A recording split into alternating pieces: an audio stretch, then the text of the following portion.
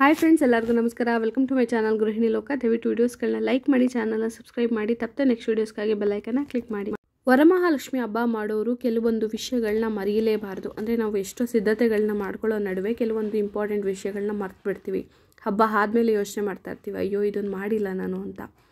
So ಅಂಥ important ಪಾಯಿಂಟ್ಸ್ಗಳನ್ನ ಯಾವುದನ್ನು ಮರೀಲೇಬಾರ್ದು ಅನ್ನೋದನ್ನ ಈ ಒಂದು ವಿಡಿಯೋದಲ್ಲಿ ತಿಳಿಸ್ಕೊಡ್ತಾ ಇದ್ದೀನಿ. ಅಂದರೆ ಎಷ್ಟು ಗಂಟಿನ ದಾರವನ್ನು ಕಂಕಣವಾಗಿ ಕಟ್ಕೋಬೇಕು, ಕಂಕಣವನ್ನು ಯಾವಾಗ ಕೈಗೆ ಕಟ್ಕೊಳ್ಬೇಕು, ಮತ್ತು ವರಮಹಾಲಕ್ಷ್ಮಿ ಹಬ್ಬದಲ್ಲಿ 3 ಮುಖ್ಯವಾದ ಪೂಜೆಯನ್ನು ಮಾಡಬೇಕಾಗತ್ತೆ. ಅದು ಯಾವುದು, ಜೊತೆಗೆ ತಾಯಿಗೆ ಒಂದು ನೈವೇದ್ಯನ ತಪ್ಪದೆ ಇಡಲೇಬೇಕು ವರಮಹಾಲಕ್ಷ್ಮಿ ಹಬ್ಬದಲ್ಲಿ. ಅದು ಯಾವುದು, ಇದೆಲ್ಲವನ್ನು ಈ ವಿಡಿಯೋದಲ್ಲಿ ತಿಳಿಸ್ಕೊಡ್ತಾ ಇದ್ದೀನಿ. ಸೊ ವಿಡಿಯೋನ ಕೊನೆವರೆಗೂ ನೋಡಿ.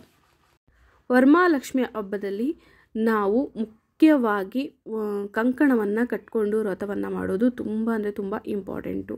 ಆದರೆ ಈ ಒಂದು ಕಂಕಣವನ್ನು ನಾವು ಯಾವ ಸಮಯದಲ್ಲಿ ಕಟ್ಕೊಳ್ಬೇಕು ಅನ್ನೋದೇ ತುಂಬ ಇಂಪಾರ್ಟೆಂಟ್. ಯಾಕಂದರೆ ಭೀಮನ ಅಮಾವಾಸ್ಯೆ ಮಾಡಿದಾಗ ನಾವು ಗಂಡನ ಕಾಲು ತೊಳೆದಾದ್ಮೇಲೆ ನಾವು ಕೆಲವರು ಕಂಕಣವನ್ನು ಕಟ್ಕೋತಾರೆ.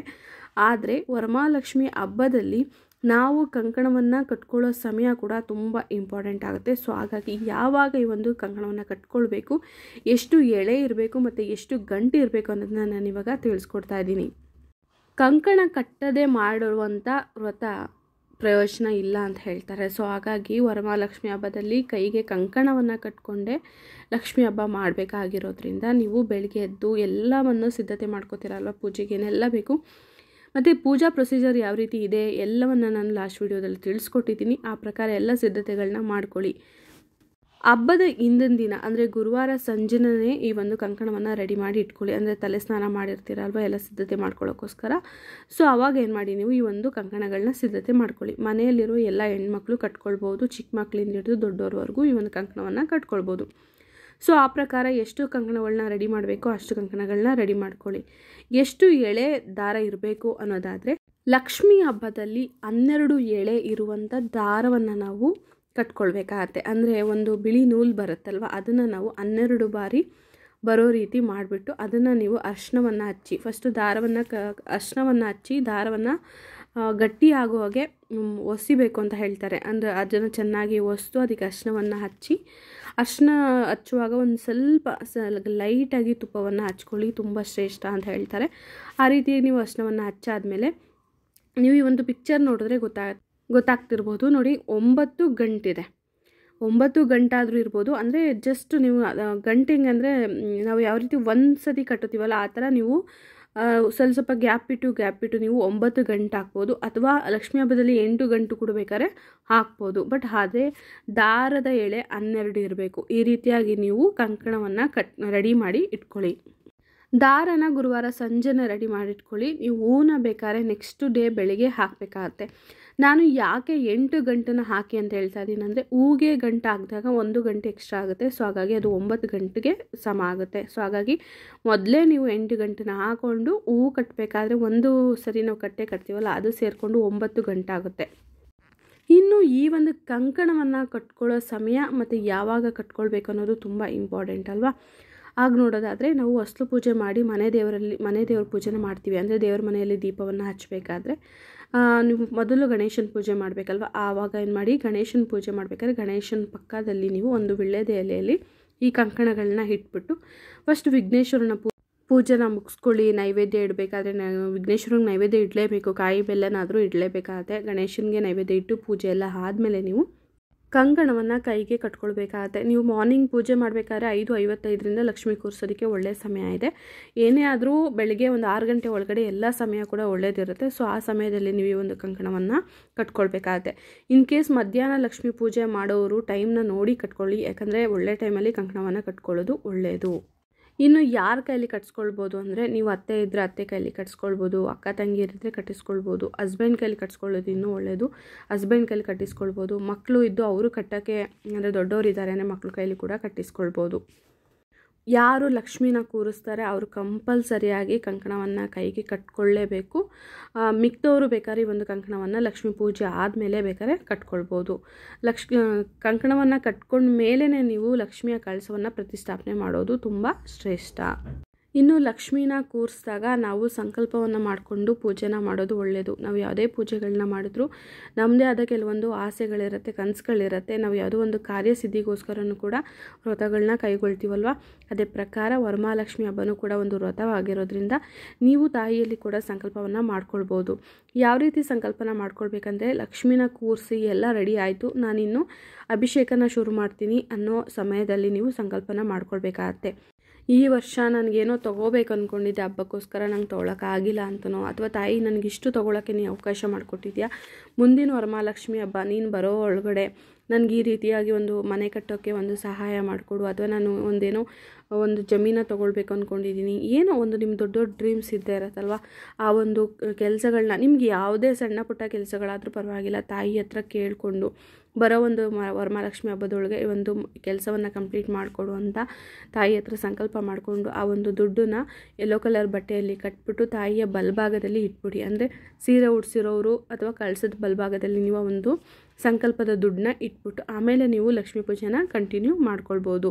ಇನ್ನು ಇದನ್ನು ಯಾವ ರೀತಿ ಎತ್ತಿಡಬೇಕು ಅಂದರೆ, ಲಕ್ಷ್ಮಿನೆಲ್ಲ ವಿಸರ್ಜನೆ ಮಾಡಾದಮೇಲೆ ಈ ಒಂದು ಮರೀದೆ ಈ ಒಂದು ಕಾಣಿಕೆನ, ಅಂದರೆ ನೀವು ಈ ಒಂದು ಕಾಣಿಕೆನ ಇಟ್ಟು ಸಂಕಲ್ಪ ಮಾಡ್ಕೊಳ್ಬೇಕಾದ್ರೆ ವರಮಹಾಲಕ್ಷ್ಮಿ ಮುಂದಿನ ವರಮಹಾಲಕ್ಷ್ಮಿ ಹಬ್ಬದೊಳಗಡೆ ನೀವೊಂದು ಈ ಕೆಲಸವನ್ನು ನಾನು ಸಿದ್ಧಿ ಮಾಡಿಕೊಟ್ರೆ, ನಾನು ನಿನ್ನ ದೇವಸ್ಥಾನಕ್ಕೆ ಬಂದು ಒಂದು ಮಡ್ಲಕ್ಕಿ ಕೊಡ್ತೀನೋ, ಸೀರೆ ಉಡಿಸ್ತೀನಿ ಅಂತನೋ, ಅಥವಾ ನಾನು ಇಷ್ಟು ಕಾಣಿಕೆನ ತಂದು ನಿನ್ನ ದೇವಸ್ಥಾನದಲ್ಲಿ ಹಾಕ್ತೀನಿ ಅಂತನೋ, ಅಥವಾ ನಿನಗೋಸ್ಕರ ಹಬ್ಬಕ್ಕೆ ನಾನು ಏನೋ ಒಂದು ಮುಖವಾಡ ಇರೋರು ಇಲ್ಲದೋದವರು ಮುಖಪದ್ಮನ ತಂದು ಪೂಜೆ ಮಾಡ್ತೀನಿ ಅಂತನೋ, ಅಥವಾ ಬೆಳ್ಳಿ ದೀಪನ ತಂದು ಪೂಜೆ ಮಾಡ್ತೀನೋ ಅಂತನೋ, ಏನೋ ಈ ರೀತಿಯಾದ ಅರ್ಕೆಗಳನ್ನ ನೀವು ಮಾಡಿಕೊಂಡು ಸಂಕಲ್ಪನ ಮಾಡ್ಕೋಬೇಕಾಗತ್ತೆ.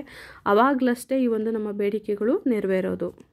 ಸೊ ಹಾಗಾಗಿ ಆ ಒಂದು ಅರ್ಕೆನ ನೀವು ನೆನಪಿಟ್ಕೊಂಡು ಆ ಒಂದು ನಾಣ್ಯವನ್ನು ನೀವು ಅಂದರೆ ಗಂಟು ಕಟ್ಟಿರೋದನ್ನ ನೀವು ಜೋಪಾನವಾಗಿ ನಿಮ್ಮ ಒಂದು ಕಿಜೋರಿಯಲ್ಲಿ ಇಡಬೇಕಾಗತ್ತೆ. ತಪ್ಪದೆ ನಿಮ್ಮ ಒಂದು ಸಂಕಲ್ಪ ನೆರವೇರಿದ ಮೇಲೆ ಆ ಒಂದು ಕಾಣಿಕೆಯನ್ನು ಸಮೇತ ನೀವು ಏನು ಬೇಡ್ಕೊಂಡಿದ್ದೀರ ಅದನ್ನು ತಗೊಂಡೋಗಿ ನೀವು ದೇವಸ್ಥಾನಕ್ಕೆ ಕೊಡೋದಾಗಲಿ, ಅಥವಾ ಏನು ಕೆಲಸವನ್ನು ಹೇಳ್ಕೊಂಡಿದ್ದೀರ ಅದನ್ನು ನೀವು ಮಾಡಬೇಕಾಗತ್ತೆ.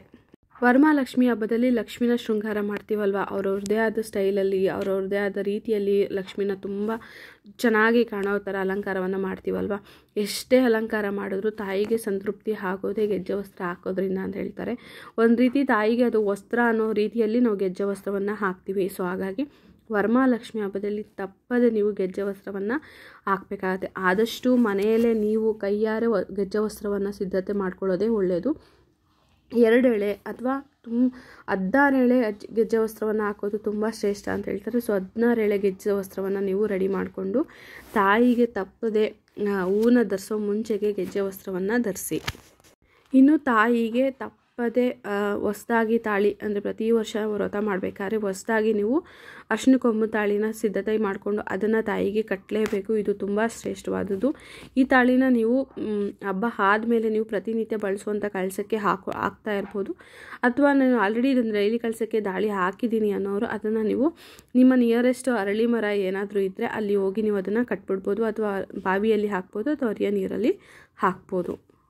ಇನ್ನು ತಾಯಿಗೆ ಅತ್ಯಂತ ಪ್ರಿಯವಾದ ನೈವೇದ್ಯಗಳನ್ನ ಈ ಒಂದು ವರಮಹಾಲಕ್ಷ್ಮಿ ಹಬ್ಬದಲ್ಲಿ ಇಡಲೇಬೇಕು ಅಂತ ಹೇಳ್ತಾರೆ.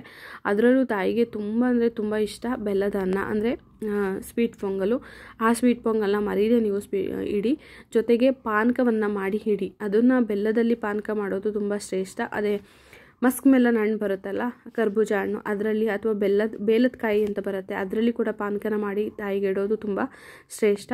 ನೀವೆಷ್ಟೇ ಬೇರೆ ಪ್ರಸಾದಗಳನ್ನ ಮಾಡಿದ್ರೂ ಈ ಒಂದು ಬೆಲ್ಲದ ಅನ್ನ, ಪಾನಕ ಮತ್ತು ಹೆಸರುಬೇಳೆ, ಕೋಸಂಬರಿ, ಇದನ್ನು ನೀವು 3 ಪದಾರ್ಥಗಳನ್ನ ಮಿಸ್ ಮಾಡದೆ ತಾಯಿಯ ಒಂದು ಪೂಜೆಯಲ್ಲಿ ಇಡೋದು ತುಂಬ ಒಳ್ಳೆಯದು. ವರಮಹಾಲಕ್ಷ್ಮಿ ಹಬ್ಬದಲ್ಲಿ ಮತ್ತೊಂದು ಕೆಲಸ ನಾವು ಮರೀಲೇಬಾರ್ದು ಅಂತ ಹೇಳೋದು, ನಾನು ಪ್ರತಿಯೊಂದು ವಿಡಿಯೋಗಳಲ್ಲೂ ಅದನ್ನು ಮೆನ್ಷನ್ ಮಾಡ್ತಾ ಇದ್ದೀನಿ, ಮಡ್ಲಕ್ಕಿನ ಇಡಲೇಬೇಕು. ಸೊ ಹಾಗಾಗಿ ತಾಯಿಗೆ ಮಡ್ಲಕ್ಕಿನ ನೀವು ಕನಿಷ್ಠ ಪಕ್ಷ ಬ್ಲೌಸ್ ಪೀಸ್ ಜೊತೆ ಆದರೂ ನೀವು ಮಡ್ಲಕ್ಕಿನ ಇಡೋದು ತುಂಬ ಶ್ರೇಷ್ಠ.